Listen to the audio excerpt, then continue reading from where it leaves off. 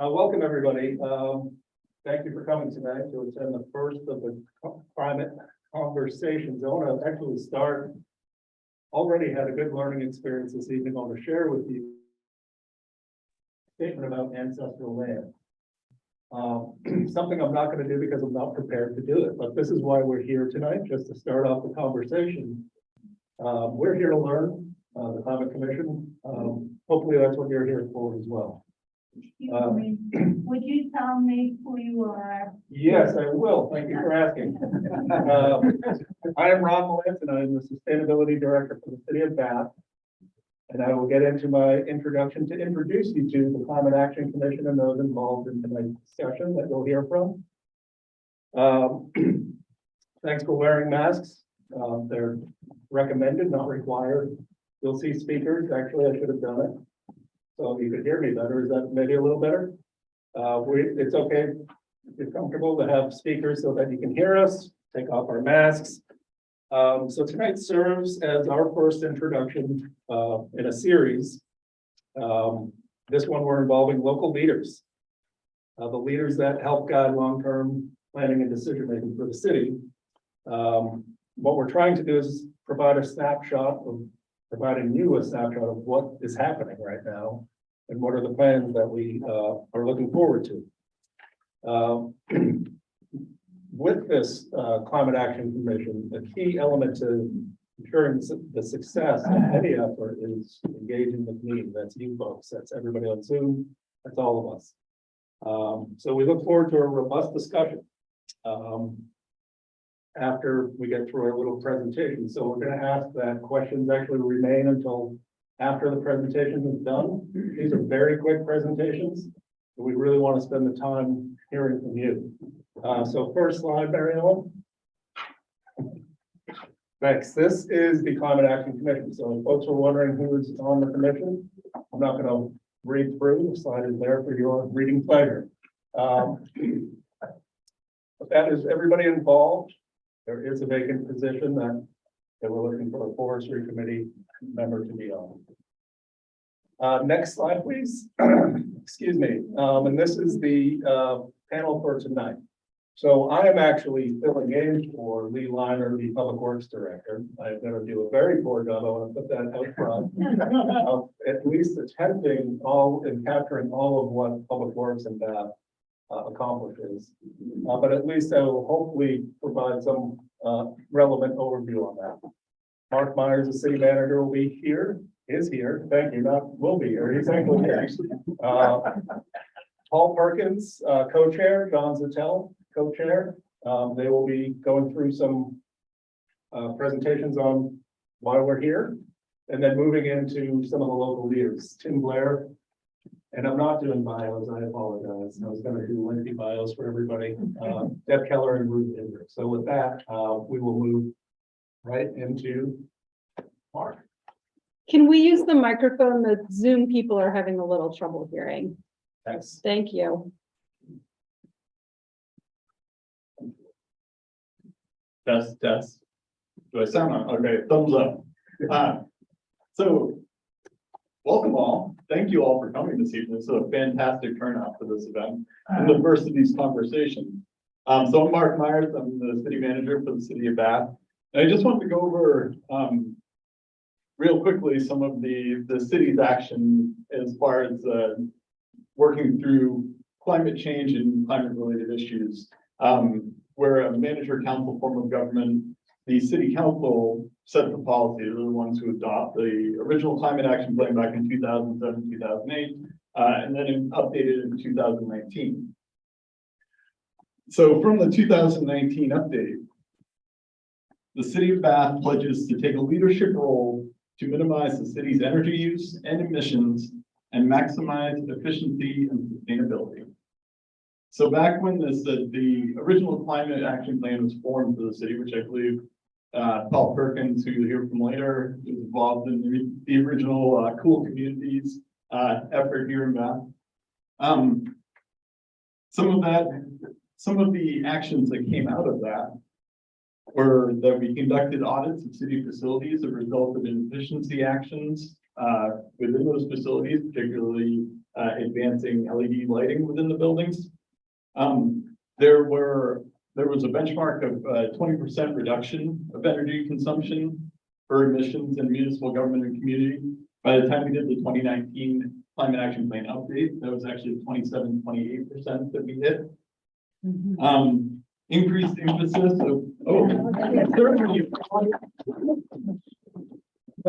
questions going to the end, but applause can happen. Whatever. Increased emphasis on recycling and composting. Certainly, we've been able to advance our single stream programming. And I'm sure as most of you are all aware, we've been able to incorporate garbage to garden with a residential pickup service, as well as kiosks at the local garden and at public works where people can bring their composting materials to reduce those elements that are getting into the landfill. And then maintaining our focus on protection of the urban forests, where Tree City USA have been for more than a decade here in Bath and have more than 20,000 public trees. And certainly they play their role in helping the environment. So in 2019, the City Council went through the process of updating the Climate Action Plan. Part of this was policy, but part of this was also being able to see how we did with that original plan. And so, as I said before, we had some of the energy consumption, as you mentioned, the reduction in greenhouse gases, get to 28% reduction by the time we hit 2019. But the City Council and the Climate Action Plan that we put in place set some additional benchmarks heading into the future and looking out for another 10 years and how can the city improve. And so part of that was how the Climate Action Commission came to be and formed to help move not only policy, but action items along regarding climate action. In my role as city manager, I saw a need to be able to prepare for short-term and long-term planning around climate action. So we added the Director of Sustainability and Environment position. You met Rod in introduction this evening to be able to carry forward some of that work. And also be able to prepare some of the assessment, particularly when we're looking at sea level rise and risk. There are certain areas that anecdotally we can say, yes, it floods on Commercial Street through the Kenbeck Tavern and back out. But we haven't gone through the process of really documenting and having those areas to be looked at, despite the theme of flood maps. And we want to be able to take a look at our community and then see what actions we need to do moving forward to help make us more resilient. Infrastructure investments for sustainability and resiliency. You know, some of these things are looking at electric vehicle charging stations and LED streetlights, areas that we've taken some steps in the city, but not gone all the way with our program. Other of these are the boring underground stuff that nobody really wants to think about, the sewer and stormwater, and how we address those needs as well. And then lastly, put down their accountability for city departments. So the Climate Action Committee recently did a resolution to update its to have the council update its sort of stance. And part of that is having the city manager come back with how the departments and city operations are looking to address these issues from year to year. Like in 10 years, we'll look at the goals that were set forth in the 2019 plan, but we've got to be able to responsive and make sure that we're making progress moving forward. So that's a little bit from the city perspective as far as our moving forward with climate related issues.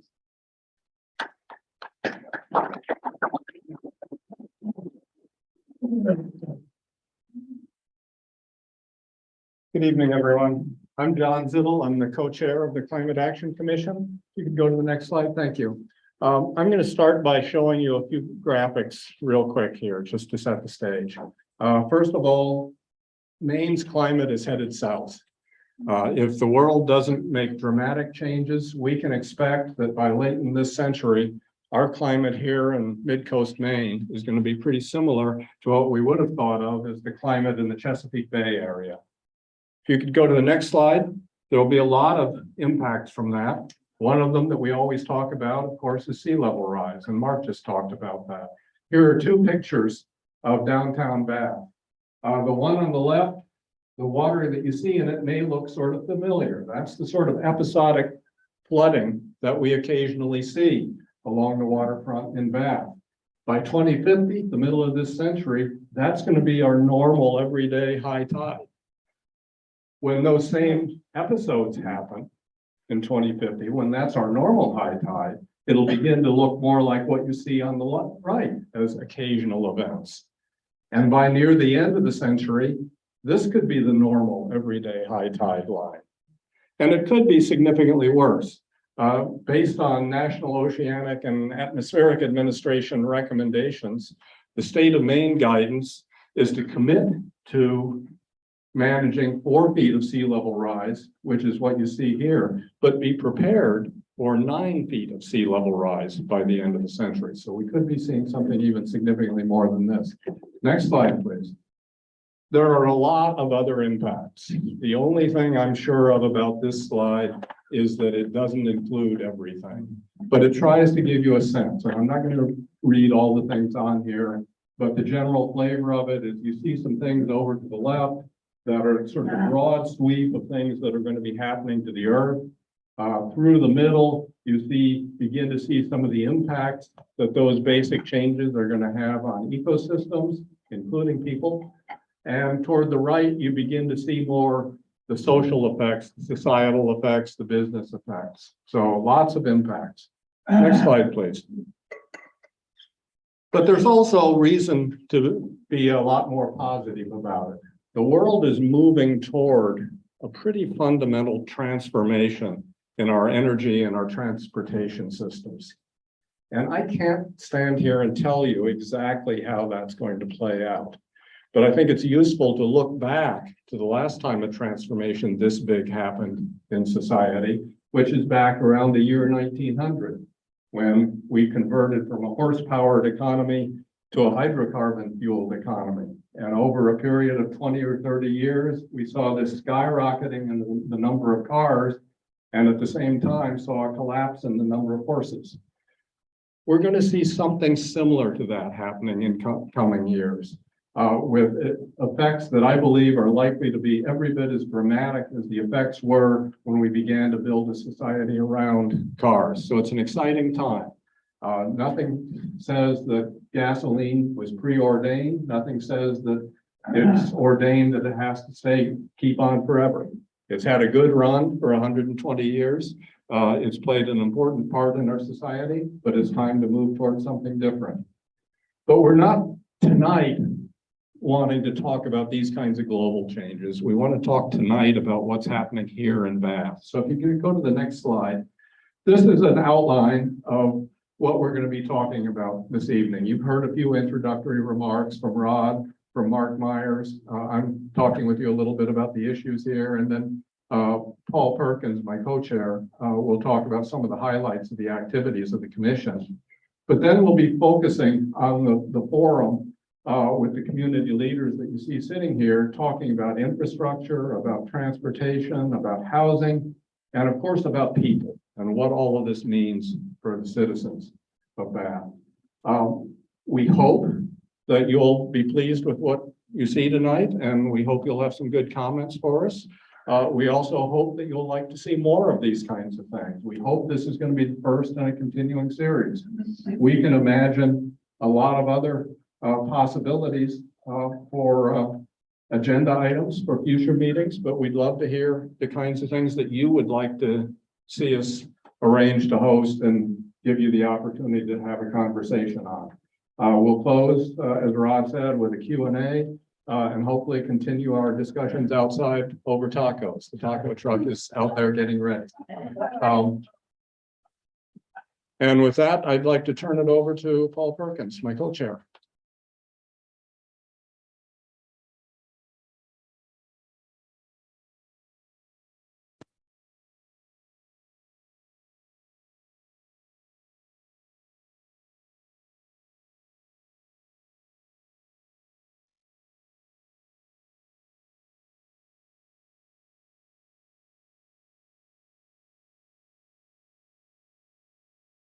Systems and recycling our food waste so it doesn't end up in the landfill rotting and becoming methane.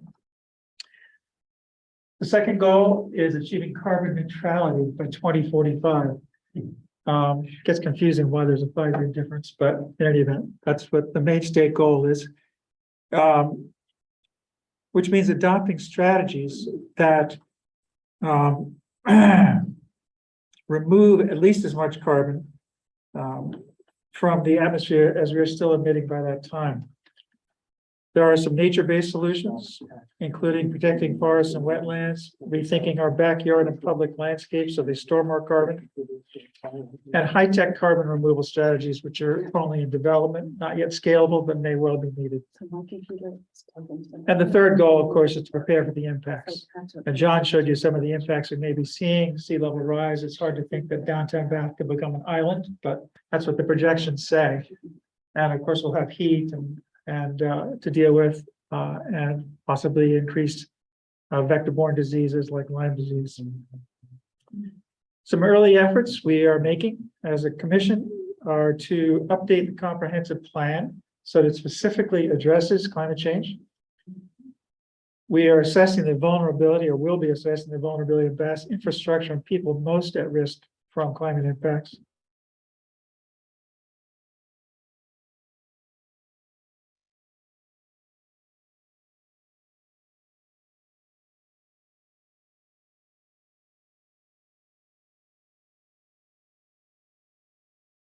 From Revision Energy right here, who has talked to us about possibilities at the landfill. Exploring where to install more electric vehicle charging stations. And we put together an online guide to energy and cost saving practices, which our summer intern put together. We're sponsoring an window insulating, I never say this quite right, an insulating window insert project, which is scheduled to take place in the freight shed in early November. And it's aimed to help residents button up their drafty windows, stay warm, save on energy bills, and lower their carbon footprints. We still need volunteers. If anybody wants to come volunteer during the first week in November, you don't need any skills, and we'd love to have you. We're also exploring cost-saving and creative financing options to help make all this affordable. So in sum, we are working on both near-term and long-term goals. But importantly, city buildings and operations. Can you do the next slide, Ariel? Yeah. City buildings and operations only account for 5% of our emissions. 95% comes from all of us, from the community. So reaching our climate goals will depend greatly on broad community participation, all of us. Tonight's agenda provides an opportunity to hear from all of you, as people have said, and we'd like to hear what brought you here, what insights you may have to jumpstart broader community engagement. So please do share when we are in the Q&A and afterwards over tacos, your best ideas on how to help chart a path to a livable future. Thank you.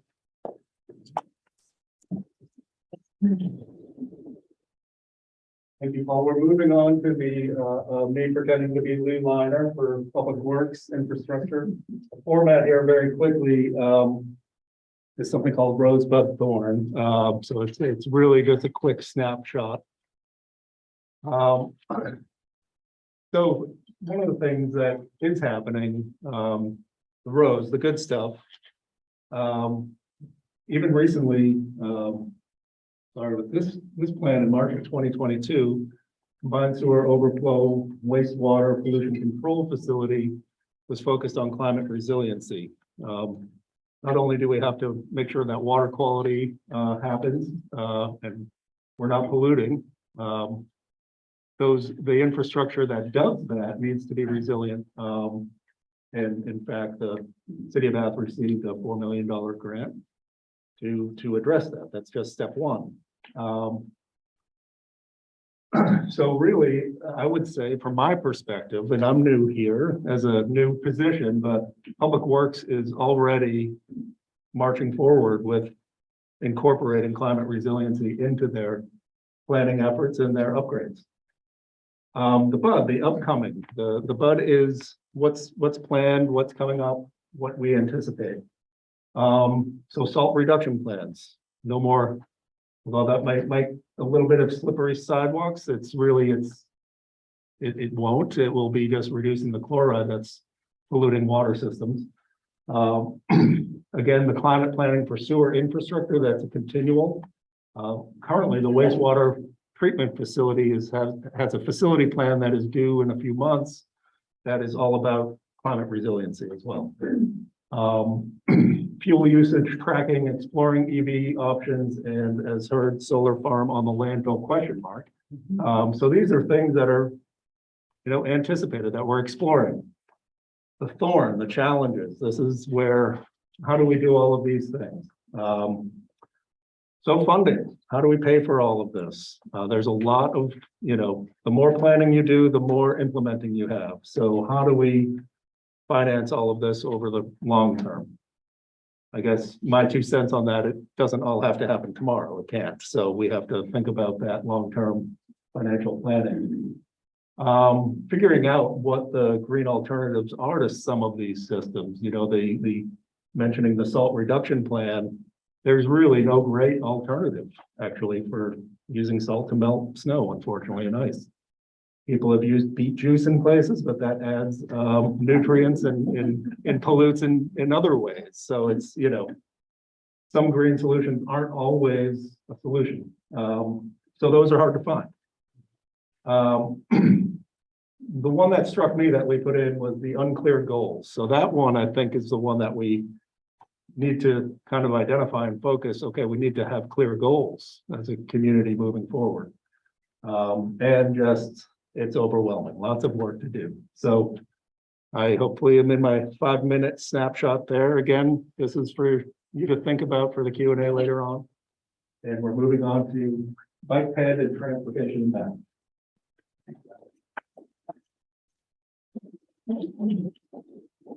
Uncanny impersonation of Lee Miner. Hi, everybody. I'm Tim Blair, and I'm the chair of the Bath Bike Ped Committee. I also sit on the Transportation Committee. And for those that don't know about the Bicycle and Pedestrian Committee, it's a group of 13 or so folks made up of residents, like many of the other committees, as well as some staff, an RSU1 representative, and a city councilor. And our focus really is to make Bath as safe and comfortable a place for people who want to walk, bike, and roll in whatever way you want to get around using active transportation. So I'm going to provide a few highlights here using this framework of rose, bud, and thorn, and move through some of these topics, which really could require a little more conversation as quickly as I can. I want to highlight that last year, the City Council adopted a complete streets policy for the first time, which is a significant change. It's really sort of in a couple sentences, sort of a paradigm shift in how infrastructure projects are approached, where a more conventional method might take into account the needs of people driving their cars and the drivers of those cars. A complete streets policy takes into account all the users of the infrastructure, particularly the vulnerable users, the people who are walking and biking. So with that policy in place, we should be seeing, as new projects arise, you should be hearing about complete streets and understanding how these projects affect everybody that's using the road. We also won, once again, very proud to toot Bath's horn here, the Bronze Award from the Bicycle Friendly Community Award from the League of American Bicyclists. And so this is just a testament to the efforts that have been done years before from previous committees and city council and city staff. Bath has been recognized now, I think, for the past 8 years at this award level. And we're one of only 2 cities in the state of Maine, Bath and Brunswick. So that's something we can feel really good about. I also want to highlight the development of more sidewalks. We have over 40 miles of sidewalk, but our committee is responsible for helping Public Works understand sort of high priority areas to build new sidewalks. And so you may have noticed around Bath Middle School and adjoining neighborhoods, as well as the approach to the New Morse High School. Those are all new pieces of infrastructure that are part of our planning. And you may have noticed in the road occasionally, year to year, some new edge lines on the side of the road, which actually are a really important tool, a very cost-effective tool that the city has for narrowing the traffic lane for vehicles, calming traffic, and creating a buffer that allows walkers and cyclists to feel safer using the environment. So things that we're looking forward to are buds here. We are in the middle of some planning of some traffic calming projects, which will be hopefully rolling out next spring. We had the Bicycle Coalition of Maine come to the city of Bath and do an audit of a couple of key locations on Washington Street, both in the north end and the south end of town, where residents have been complaining about speeding. And the Bike Coalition has proposed some actual demonstration projects for introducing some calming to make those environments safer. Our committee has approved that plan and sent it off to Public Works, and they're in the process of understanding sort of the schedule, the timing of that. We're also involved. Paul mentioned the comprehensive plan, and so the Transportation Committee and the Bike Ped Committee are offering some input into that process. And it's critical that some of the things that we're talking about today, whether it's complete streets or the safety of the roads, are kind of in that plan. And there's going to be, just a shout out, there's going to be a public component to that planning process that everyone will be invited to at some point to be announced in the next few months. So if you're interested in all these issues, please participate in that process because your input will be important. And then bike racks. So we've identified a need for more bike parking in the downtown area. So our committee is currently putting a proposal together to recommend some locations where people can more conveniently park their bikes. And we're looking forward to that. And then lastly, on the things to look forward to, some of you may have heard of this thing called the A to K Trail. And for those of you that don't know what A to K is, it stands for Androscoggin to Kennebec. And it represents a design of a trail that was planned years ago to connect the bike path in Brunswick from where it ends in Brunswick all the way over to Bath. And that project was designed, and okay, there's no second grade. That project was sort of put to sleep for a little while, shall we say. And at the moment, there are members of the city administration of Brunswick, Bath and West Bath, and members of the community that are interested in bringing that back. So there's some preliminary conversations underway. Keeping all of our fingers crossed and thinking optimistically, we're gonna keep those conversations going. So hopefully you'll hear more about that. Now for the thorn, the stuff that's a little harder to deal with, but we have to talk about. So this is all great, but we have to acknowledge that we live in a car-centric culture. Cars are easy to drive, we're encouraged to use them, and it's a powerful force. It's a force of marketing. There's systems in place that encourage everyone to use cars. And that's just something that we're battling against when we're trying to create these other opportunities for people to get around with active transportation. We also have to acknowledge a significant increase in pedestrians being injured and killed in the state of Maine in the past couple of years. Just last week, one more pedestrian killed in Lewiston crossing the street. This is a serious issue, and while we're fortunate in Bath not to have lots of pedestrians being killed, we are aware that the speeding of vehicles, which is usually the cause of some of these deaths elsewhere in the state, are interpreted by residents as an issue that makes people less comfortable walking and biking on our streets. So we're currently developing a variety of tools, including this really catchy phrase, Help Bath Thrive, Drive 25, trying to bring some awareness to the difficulty of speeding and the impact that it has on the roads being useful for everybody. And then competing budgets, not unlike what Rod mentioned about sort of funding and how this all works. We have lots of great ideas. We have lots of people that want to do good things, but at the end of the day, we have to decide how to spend the resources that we have available. And it's always hard to figure out what to do. And it takes a lot of patience and hard work. Some of us are really excited about change and want it to happen right away. And some of these projects that we're doing can take a really long time, and it takes a long time to get the funding. So being patient and continuing to show up, even though things aren't happening as quickly as we like, is an important part of it. So I love this format, and I don't want to leave on a thorny note. I want to leave you all with just a little question, or first a statement and then a question, which is, Bath really is an ideal candidate for taking advantage of active transportation. We have over 40 miles of sidewalk, I mentioned before, spanning at least 80% or more of our streets, which is amazing. Our residents live within 2 miles of the city center, so to speak, which is a very short and comfortable bike ride for many people. In fact, most folks live within a mile of the center of town, which is a very comfortable walk for many people. So the question is, what can the city of Bath do differently or do for you? Or what could you do differently to take advantage of this wonderful opportunity to not drive your car and to walk or bike to take care of your local transportation needs in the city of Bath? And with that, I'll say thank you for your time.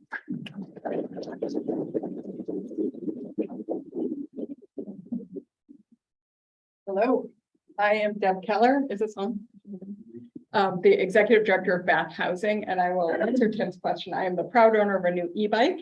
I'm very, very happy. Takes the edge off of those hills. So I think we need to be encouraging e-bikes. It's made a phenomenal difference. And I'll tell you in a couple more weeks of commuting, what else I've learned.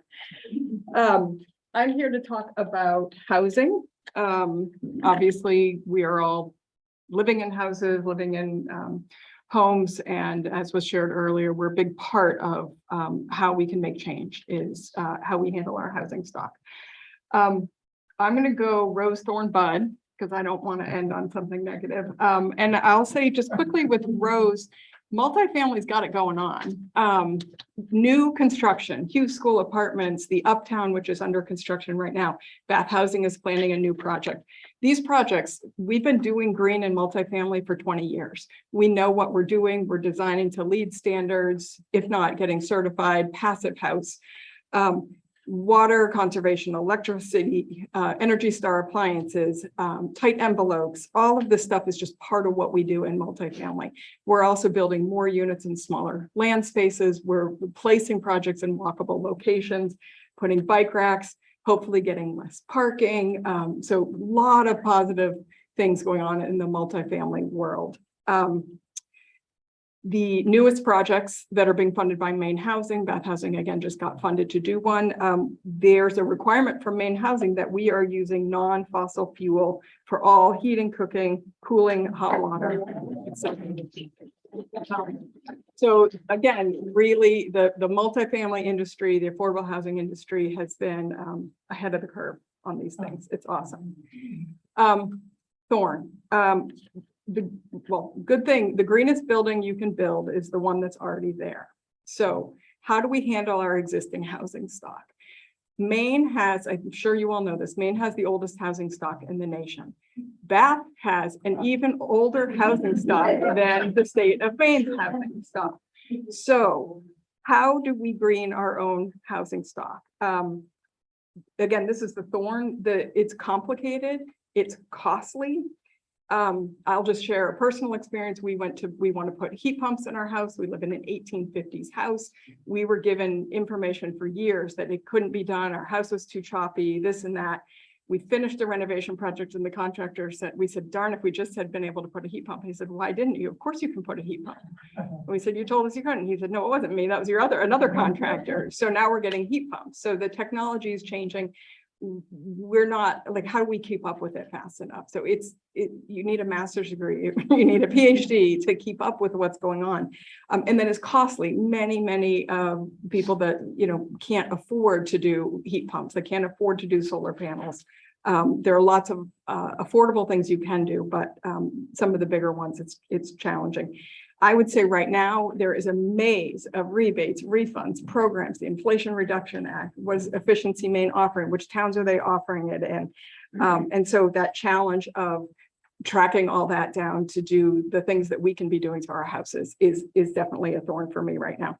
And then finally, you have to find a reputable contractor. And as you look around, there is a new heat pump contractor on every corner. How do you find a reputable contractor? And if you do find a reputable contractor, they may or may not have a labor force to be doing the work that you want done on your house, and you might have to wait a year. So those are the thorns.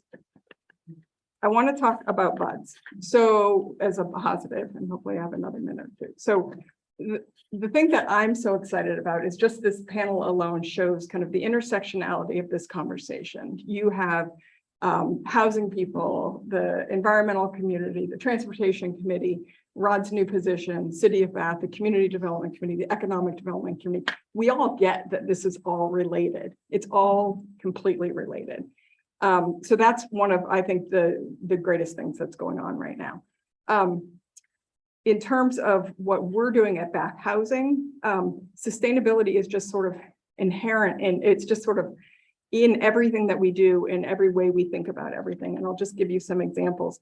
We did green energy audits, green physical needs assessments on our buildings 15 years ago, and we used prior federal subsidies to do many green improvements on our properties. We, about 6 years ago, we required all air conditioners, the window units to be Energy Star in our apartments. And now we have a program, thanks to Davenport, that we subsidize loaner ACs for people that can't afford to have an air conditioner in their unit because there are more hot days in the year.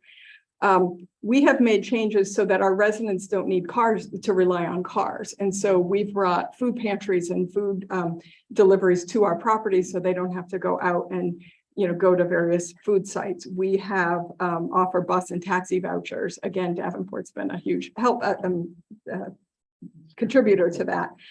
So if our residents don't have a car, they don't need one. And if they don't want a car, maybe they can give up their car. We have converted properties, some of our smaller properties, to all heat pumps. And we also have a program called Comfortably Home, where we'll go out and do low-cost, high-impact home modifications to help older people stay in their own homes. Again, greenest home when you're already in, et cetera. And then finally, I just want to say that I am on the Community Development Committee, and I'm the chair of the Ad Hoc Housing Subcommittee of the Community Development Committee. And we are doing some really amazing work, again, back to city around, we just got the accessory dwelling unit ordinance passed here in Bath, which is amazing. And there's some really good promotion around how to get an ADU that's just coming out through the age-friendly communities. We are about to kick off a rezone. And that is probably, I think, the biggest and most exciting piece of what we're doing at that Community Development Committee level. Hopefully looking at parking requirements in the community. We're looking at a housing registry so we can benchmark what we have and how that relates to the challenges and the needs. And then we're helping promote property tax relief programs for people, again, to keep people in their homes for as long as possible. So turn it over to Ruth.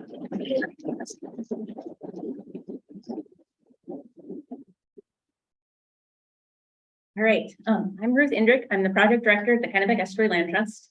And oh, you can't see all of them. Well, I'm not going to be talking about KELT's project or KELT's work as a whole. I'm going to be focusing on a specific project that we did with a group of amazing partners. Their logos are at the top. I'm not going to read them all out, but at least folks online will be able to see that clearly. So this is a project called the Social Resilience Project. And so this was a project, and Rod was very kind and let me kind of change this up a little bit just to be able to hit some of the definitions. So as we've been doing this project, we found that starting with these definitions was really helpful. And so the purpose of this project was to look at a different type of infrastructure. So it was to focus on not the built infrastructure or not the physical infrastructure around town, but the built human infrastructure. And so that human infrastructure, that social infrastructure, is all the connections that people have between each other and that organizations have between each other. And that's hugely important for building the resilience of the community. And so this project was really focused on, well, how does that help us deal with climate change? And so with climate change, we have more severe storms happening, and there are vulnerable members of our community. So how can we strengthen our built infrastructure so that we can better support vulnerable members in our community and be better able to prepare, respond, and recover from storms? And so we used this, we started with some mapping that a professor at Bowdoin College did, highlighting some of these. So there, it's been found that there are various characteristics that can lead to someone being more vulnerable to a storm. And so these are socially vulnerable populations. A list of them is here, and we had a couple more that we identified just through our work of the homeless population and others. And so she did this amazing project analyzing census data for all the towns across the state, and actually all the census blocks in each town across the state, and identifying what the percentage of the population is that has each of these vulnerable characteristics in each of these places. And then that kind of helps communities to think more about how do we support people. And so in Bath, you can see here, this is comparing the blue line on the top is comparing Bath to all of the other towns in the state. And so Bath is more vulnerable than many other towns. And so it's due to some of these characteristics here. This is like 2010, 2015 data. So the 2020 census might change that a little bit, but we're still on the like 75, 80% more vulnerable than other communities, just based on some of our demographics of the population in the community. And then that varies around town. So you can see some parts of town have more vulnerable populations than other parts. And so as a community, thinking about supporting these populations, it's important to really think about who needs the more support and where are they and how do we figure out how to support them. Next slide. So the social resilience project decided to figure out we want to do a project that could strengthen that social infrastructure and just grow that. So grow that ability to support people. And we decided to do that through a scenario planning exercise. So that got together people from a whole bunch of different groups and had them work through a storm event and figure out how they respond to that storm, how they collaborate together during the storm. And we had really great participation. So there were about, this was for 8 local towns, including Bath, and we had between 40 and 50 people from different organizations attend. All of these organizations are groups that do work in the region. And we had groups from different sectors, so conservation, emergency management, municipal and social service sector. And kind of as we built up this project at the very beginning, we talked with these groups and we realized that they've kind of been functioning in silos. So emergency managers talk to emergency managers. The conservation folks, we talk to conservation folks. Social service sector has this really amazing network, but it's within the social service sector. And all of these groups do different things to support people during storms. So to really be able to have that infrastructure to best support people, there needs to be collaboration across the sectors.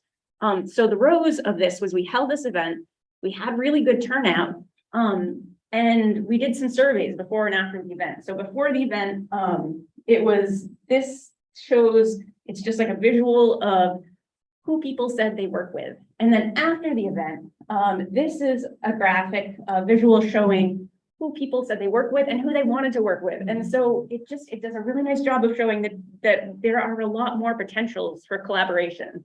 And I do want to thank Eileen Johnson from Bowdoin for making these wonderful graphics. 1 minute. All right, next slide. So the bud from this is that we did this project and we were able to develop a report and kind of analyze a lot of feedback from everybody who took part in it, everybody who observed it. We had a lot of participants and came up with some recommendations. And so this is just the headers from the recommendations, but there's a lot more detail about ways that we can keep growing that social infrastructure and strengthen that and support people more. Another bud is honestly, I mean, I think as Deb was saying, this event is doing that same thing. So this is an event that is like crossing sectors. It's bringing together a bunch of different groups and a bunch of different people and building new connections and thinking about ways that we can better increase climate resilience in our town. And then just the thorn is just that, like, so we've got these great recommendations, we've got these great ideas, but they all take a lot of work. And all of these groups are already working as hard as they can, even just within their own sphere. And so finding the capacity to really keep this work going or to do the planning across sectors is challenging. And it takes, as Tim mentioned, funding is another challenge, like figuring out how to fund that work and just find the capacity. And I think that's it for me.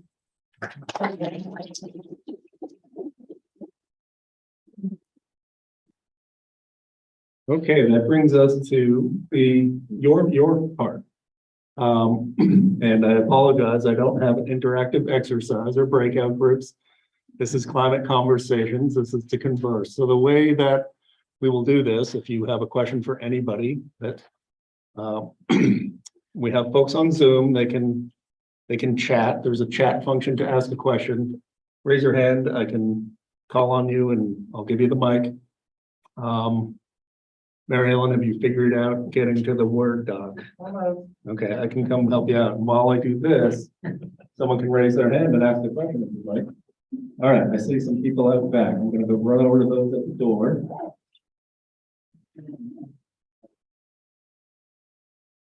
So we are taking notes. So good afternoon. When you talk about an 80% reduction, what data do you have to measure that reduction? That's a great question. So the question, I'll repeat, greenhouse gas emissions, the 80% reduction from the graphic. Well, actually, it wasn't on a graph, was it? So that the climate action plan that was done in 2019, and I have Paul and John here that are more familiar with the Bath climate action plans that was not in Bath in 2019. But that collected community data about emissions and fuel usage, fossil fuel usage and that. I believe there was, compiled, it used a software, HICLY software that actually was able to come up with a good, I guess, ballpark figure of emissions for those numbers. This is done in most communities that have done these emissions have a protocol to follow about how they collect the data and what they would utilize for that. But it's really, it's based on the utility bills and the actual use of fossil fuel. Doesn't track when you're going, you know, it does actually gets vehicle miles traveled, it goes on, I think. Please come into the office and check the data. Large function of data. But not all that technical. I have a quick question and a more involved question. The quick question is mention about the solar farm at the landfill, and if that can happen or not. Who would own that? Would that be private ownership like we're seeing all over the state, or would the city own it? And the second thing is, there's been a lot of work between towns trying to get a regional bus transportation system that would connect Brunswick and Bath and maybe Wiscasset. That's been stopping and going for years. What's the story on that? All right, I'll start with the number T. There is a regional bus called the Blue Line. That's Western Main Transportation. It actually goes from Lewiston to Bath. Stops in Brunswick and Thompson, Lisbon, and Lewiston. That actually is right outside of City Hall with the other public transportation that's there. So if folks didn't know about that, that's been going for a few months now.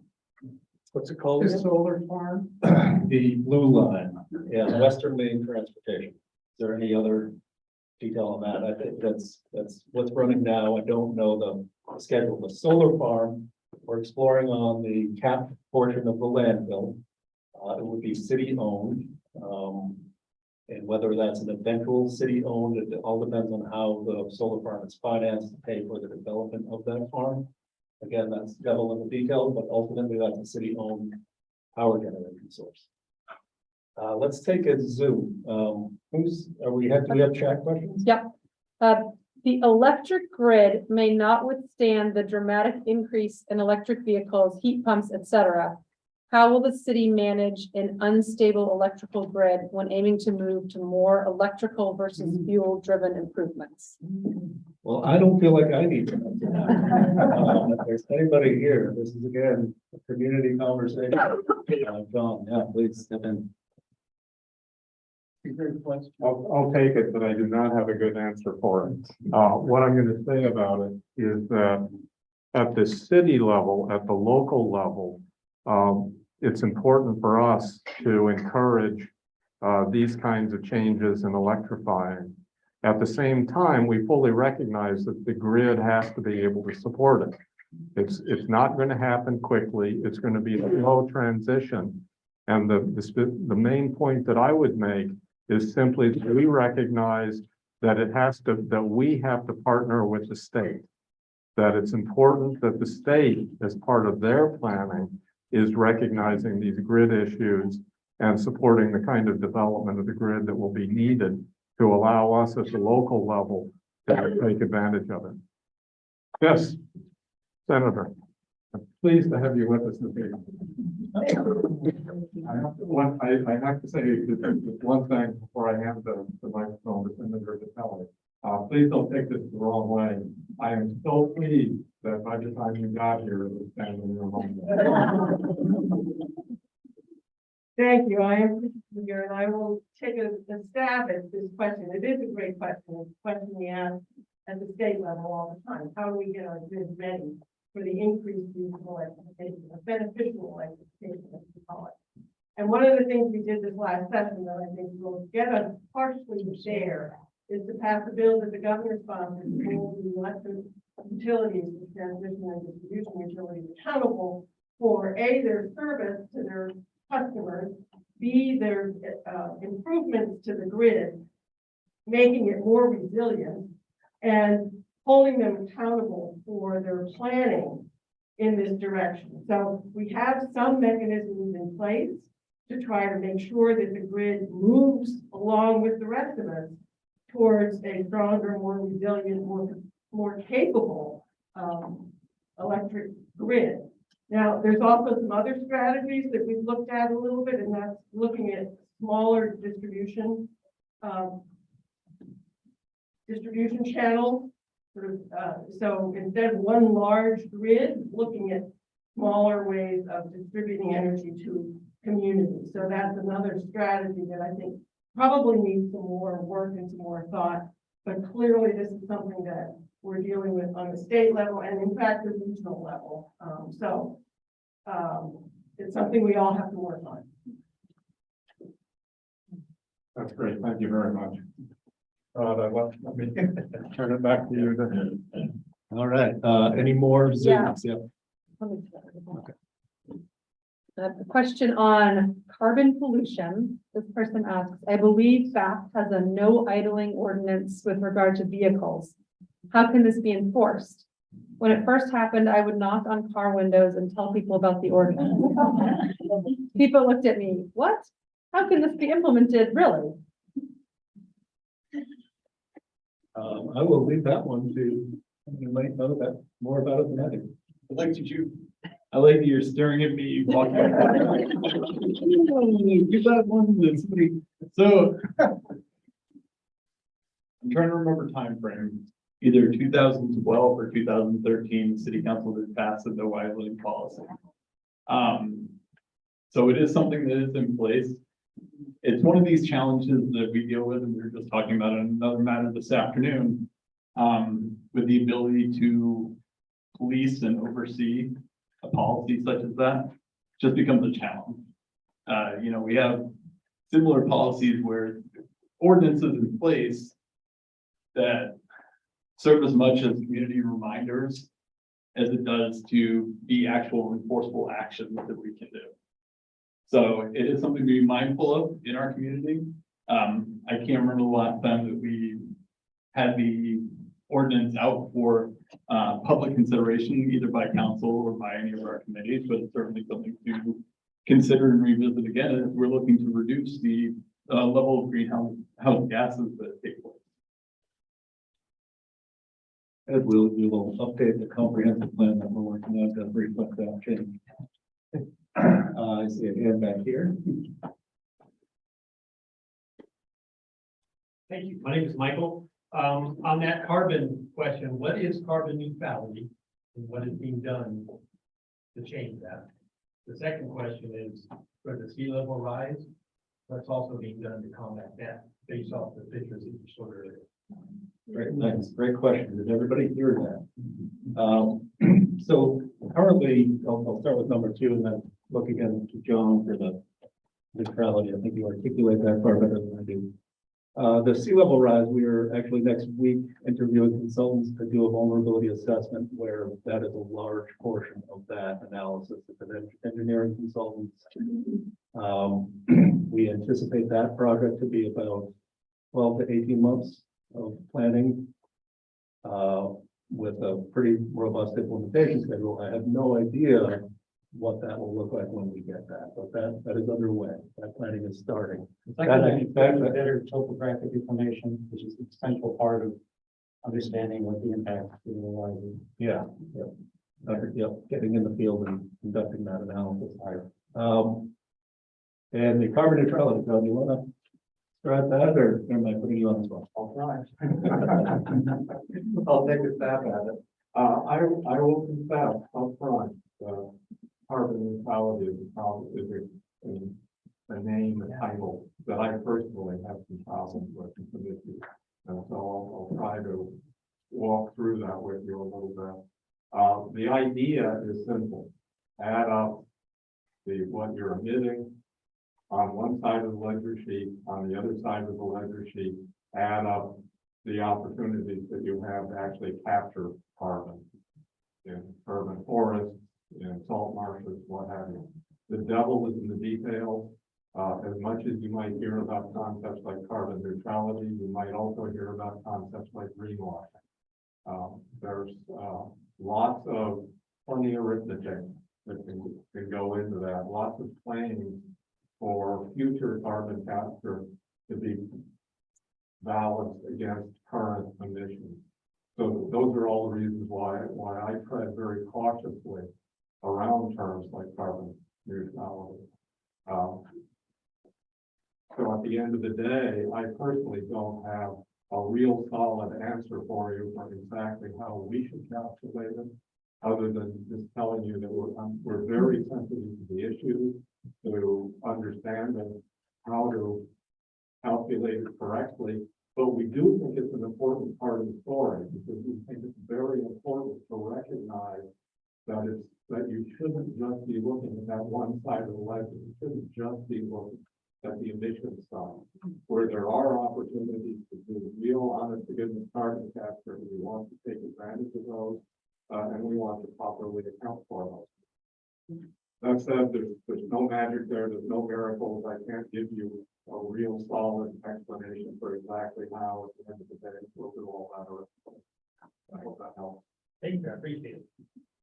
Definitely, I'm glad I had that mic off. There is a chat. Yeah, this person is impressed at the energy reductions the city has achieved and would like to know if there's a report that details how the city did this. That was reported in the 2019 climate action update. Bill knows that website. Yep, so that's on the website. Again, that's something that we're actually looking to update for year 2024 and perhaps get a little bit more detailed than the last go around. But again, that that is on the website. I don't have all of those details to answer that.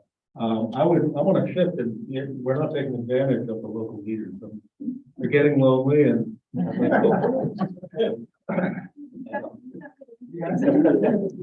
well, but there's a point too, though, and it's been said before. Maybe if we turn the lights on, that'll help. Particularly in that corner when I just hit the light. There we go. Now we can see them all. But there are connections here, you know, the whole.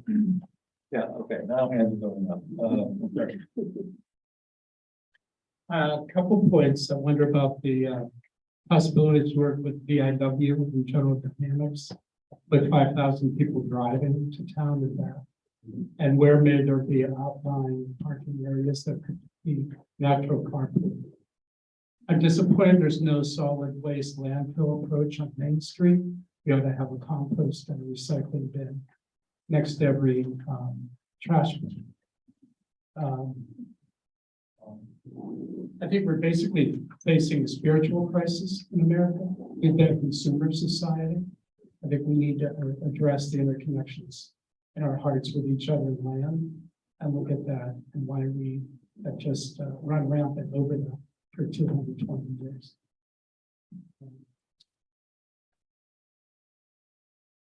Take that. Excellent. Appreciate those comments. Yeah, some of those, I mean, a quick answer on the trash bin. We had the chat today. We are actually underway with looking at doing what you're talking about and how we go about doing that. There is a solid waste committee in Bath. And, you know, again, this is the other, you know, portion of tonight is it's really hard for committees and staff to engage public. There is a responsibility, hopefully, that you get on and pay attention to what is happening. And do, you know, there's good stuff on Bath's website. Solid Waste Committee did some really good things this past year that they should be proud of, and that's why we're here, you know, is to give these updates. There's a lot going on, there's a lot of good stuff going on. There's a lot we need to do. So much appreciated. Yeah, I just had one. I just want to acknowledge the question about VIW driving and walking and biking, and it's just another opportunity to be honest about the limited sort of time and resources that we have. But that topic has come up numerous times in subcommittee meetings. Like, what a great opportunity to engage. We know there's a huge VIW walking community, people that enjoy the city of Bath during the day that walk around. We also know there's a lot of people riding their bikes and walking to work. But what we haven't done is engage, at least in the past 5 years, we haven't engaged with that employee base and some of the leaders of that organization to find out what we can do to further encourage that form of transportation. So it's a great example of a great idea, but no action really is happening right now at the committee level. And I wish we had the capacity to do that. But I can share that we are having conversations with BIW about the housing crisis. So they're actively at the table, talking about regional housing needs as one of, several employers in a regional court or an LOE. Senator Vitelli has been a convener of that conversation. So not just Bath Iron Works, but also other major employers in this region. So Let's also think it may be a valuable funding source as well. Yeah, and I think we have had some additional conversations with BIW around transportation. We'll be having some in the future as well. It becomes, when you bring thousands of people into a single employer, trying to be able to move people efficiently and effectively can be a real challenge. We've encouraged carpooling with the latest parking improvements that have taken down the on-street parking. They've worked with Domain to try to encourage rideshare, have looked at other potential rideshare options. They offer incentives to employees to be able to at least do van pulls. So if you have 12 people in a van, it's hopefully taking 11 vehicles off of the roadways. And I will say the electric vehicle charging stations down by the train station. We know that the regular usage of those are BIW employees fighting for the parking space and the charging capacity. So they rotate pretty regularly in that area. It's helping us identify the need for more charging stations, if not just for people employed at BIW, as well as our community. I'm doing a time check just for everybody. It's past 6:30. We anticipated about 6:45. We're going to be closing this down. The library has a hard stop at 7 p.m. because it locks its doors. And tacos may be getting cold too. Yeah. I have two questions. Just mentioned that as folks are leaving, we do have a form that you can fill out with information, saying what programs you'd like us to hold in the future. Also, so what you'd like to learn about, what your concerns are for Bath, and we'd love if you could fill this out before you leave. And just drop it off at that table there or hand it to any of us. I'll be outside. And I'm going to be eating tacos. we'd love your input. You want me to just, I'll just hand this out to everybody now. The water treatment plant, I have two questions. The water treatment plant, is it possible to plant some trees around it to get rid of, to minimize the odor in the summer, because I live near there, and also just to, as a carbon capture, fairly inexpensive carbon capture. It's so ugly also. I mean, if there were trees around it, it would just be more attractive. The second question is, I live about less than a mile north on off Washington Street. And from my backyard, I can see two houses where nobody is living and they haven't lived for years. And for the Bath housing, if Bath housing could somehow take over those houses and make them LEED certified, I mean, they could be places for Bath, the BIW workers to work or anybody to live, because it's just they're fire hazards. I'm afraid their kids are going to go in there and there's going to be something awful that happened. And I just wonder why those houses are allowed to deteriorate. They're right up, one's on Washington Street, just to when you make the bend, and then the other one is diagonally across from it. Thank you. So I represent Bath Housing, not the city of Bath, but the city of Bath does have a vacant housing ordinance. And that ordinance is what the city uses to monitor any homes that are vacant and also make sure they're meeting the code about what has to happen. And so individual property owners have rights. They have a bundle of rights. And if they own a home and if they're paying their taxes, then the ability of the city to go in and take a house or take possession of a house, it's a little bit tricky.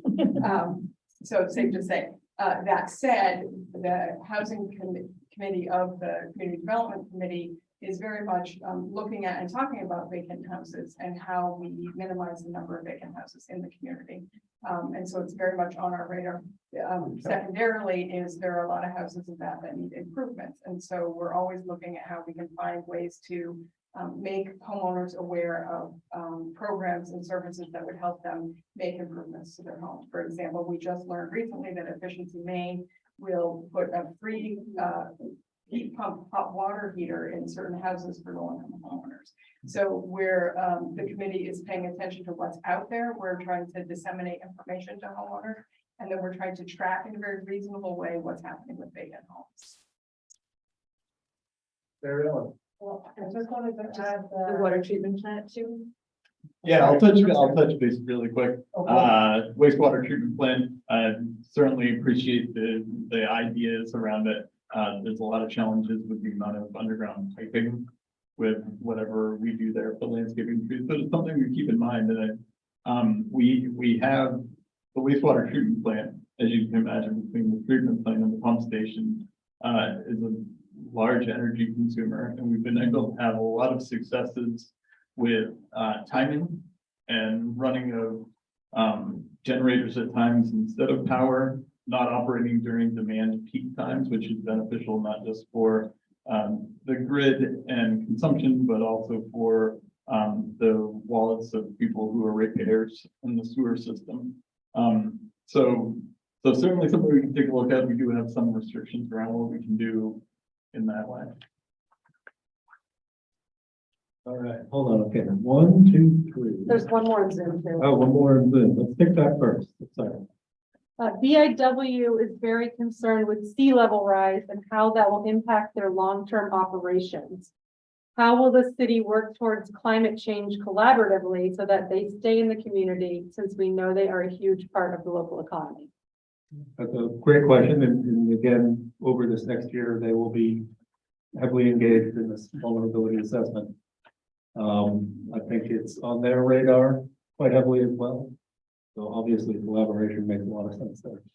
And then 1, 2, 3. Hi,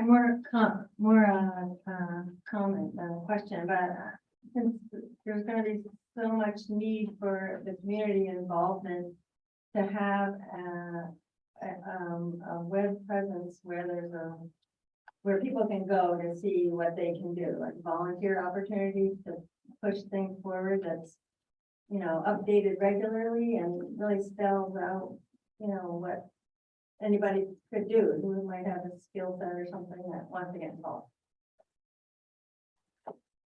You were stealing words from my mouth, because this coming weekend is Community Involvement Day. So that's the non-web, that's the walking and seeing people and chatting about how to get involved. But yeah, that's of course there's I think website is a very difficult task for municipalities. Hold on, please. You want to add the handouts that have the QR code? Oh, yeah, yep, and yep, so on your way out, please grab one of those. Those are information for homeowners. Yeah, it just, why don't you mention Kelsey's work, it's Oh, Yeah. okay. Yeah. So that's on the website. It's also the QR codes called Resilient Bath. It's an initiative that was undertaken this year as an effort to produce guides on how to become more efficient as a homeowner and in the transportation network. So those are available. Of course, that's something that will be a living document and evolve over time as well. Great. Yeah, I had a question about resources. I think the point was made several times. You can only do so many mitigation projects, so many adaptation projects, given resources that you can draw upon. So I'm wondering, and I know this meeting has to do principally with that, but I was curious about relationships with other counties in Maine, with the state government, et cetera, as far as sharing of money, sharing of ideas.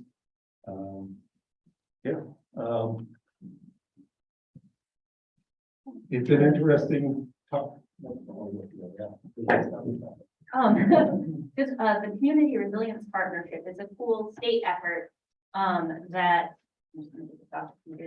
So the Community Resilience Partnership is a neat state effort to fund communities that have identified climate resilience as an important thing to undertake projects that impact or that benefit their town. And so that was just started at the very end of last year. And so communities go through a process, they hold a public meeting, they do like an assessment of where they're at now. They identify some priorities, and once they've done that, they can apply to this pool of funds at the state level that allow them to start implementing climate resilience projects. And I think that it's existed for less than a year, and so I think they're still figuring out ways to take that community resilience partnership and kind of run it more as a partnership. So once towns are in this, I think that there's opportunities for a lot of learning between towns that are part of the partnership. And I think that that will be growing more going forward. And so Bath has done this right now. 5 other local communities just went through it: Aroustic, Georgetown, Pittsburgh, Westport Island, and Woolwich, all just joined the Community Resilience Partnership. And so all of these towns are thinking about climate resilience and are talking regionally too. I'll add to that as quickly that there's through that partnership, the state offers more money if you're collaborating in a region to get things done versus just in parochial. Could the city have a public bulletin board online with this discussion happening? So part of what we're anticipating with this series is actually these will live in a video format online. Some other outreach efforts may be actually regional in nature. There's different organizations that are regional. City of Bath takes care of City of Bath, but there's Midcoast Council of Governments, which is governmental structure, regional planning. There's also land trusts. I mean, they play a large role in that regional aspect and can assist in that. I'm going to go 3 to 4 now. This is a bike infrastructure question. I live down by Winnegans, and I feel like an island down there. I used to exclusively use a bicycle for transportation in the place where I used to live, and I would love to be able to be connected with town, but it doesn't feel safe at all. Yeah. So here. And sorry that that's the case, but it's true that we've identified some of so connecting from that area into town on High Street is dicey and uncomfortable, and that's known and it's acknowledged, and we're working on how to improve that, and that is true. That's the way it is. So a comment like that comes into our list of comments and gets added to our agenda. We have a lot of difficulty working with that section of High Street, just there's no shoulder at all. So we hear that, and that's been reported, and I think it's now everyone knows it's an issue for real, and that's something we need to address. And I don't have an answer other than to say that it's on the list and it's being looked at. Time check again, and because we don't end, we go outside and continue this. Hopefully that you stick around. And, but I'll get 2 more, and then we're gonna move out to Taco Town.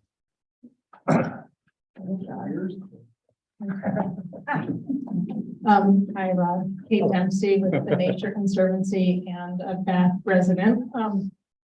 I just wanted to comment about resources.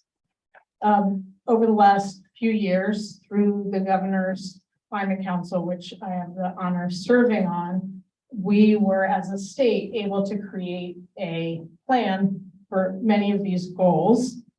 And we have had an unprecedented level of federal funding coming into the state.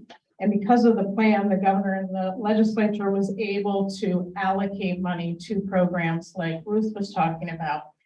And as planning, this is a shout out to my planners here. It seems kind of boring and non-actiony, but when you have a plan in place, when the opportunities strike and really unprecedented amounts of federal dollars, it allows us as a state and communities to act. And so, I just want to add our our cities, the municipalities and the partners are doing so much work. And frankly, we're not used to opportunities like this. So I just want to give another shout out to the getting involved because it does help. Awesome. Thank you. Yeah. I second that. Very well said. Hi, my name is Mike. I live in West Bath, but I used to live in Bath, and I'm just wondering, I'm sure that there's some level of collaboration or attempted collaboration between Bath and Brunswick, but has anything occurred or has any attempt been made to, include West Bath? A lot of us come here. I certainly still do to conduct a lot of my business, and consider myself part of the community. So I'd love to hear about that.